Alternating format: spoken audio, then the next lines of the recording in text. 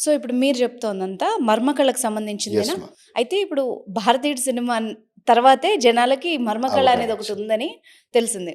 But ఇప్పుడు దాన్ని comedy చేస్తున్నాం గానీ, దాని వెనకంటే నేను చదివిన దాని ప్రకారం ఇప్పుడు మీరు చెప్తుంది సింక్ అవుతోంది. సో, ఎంత ఇంపార్టెన్స్ ఉండేది? ఎంత ఎఫెక్టివ్‌గా పనిచేసేదది? అవును.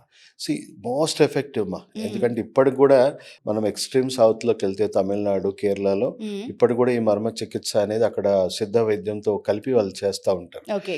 సో, పారాలిసిస్‌కి కొన్ని రకాల కండరాల నొప్పులకు కానీ, వెన్నుపూస సమస్యలకు కానీ ఇప్పటికి కూడా సిద్ధ వైద్యం తీసుకుంటున్నారు.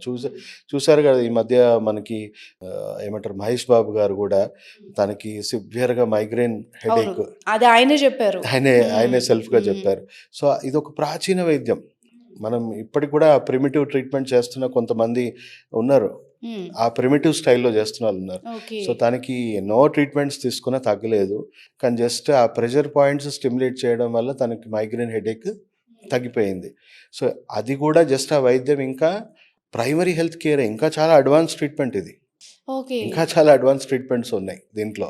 ఆల్మోస్ట్ మీరు ఒక రకంగా చెప్పాలంటే ఇప్పుడున్న మోడర్న్ డేస్‌లో 90% సర్జరీస్ అవసరం లేవు. ఈ వైద్యాన్ని మనం ఇమ్మీడియేట్‌గా మనం ఇంప్లిమెంట్ చేయగలిగితే 90% సర్జరీస్ అవాయిడ్ చేయొచ్చు. ఈ అంటే వైద్యం అంత అదేంటి పవర్‌ఫుల్. మనమే ఇప్పుడు ప్రెజెంట్ మనమే గదా! సైన్స్ డెవలప్ అయిందని చెప్పుకుంటాము.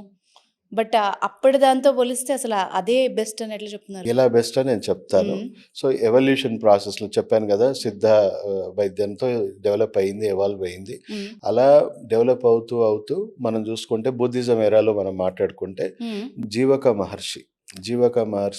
జీవక అని ఒకప్పుడు చాలా ప్రాచీనమైన ఆయన వైద్యుడు. హ్మ్. బుద్ధుడికి కూడా ఆయన పర్సనల్‌గా వైద్యం ఇచ్చాడు.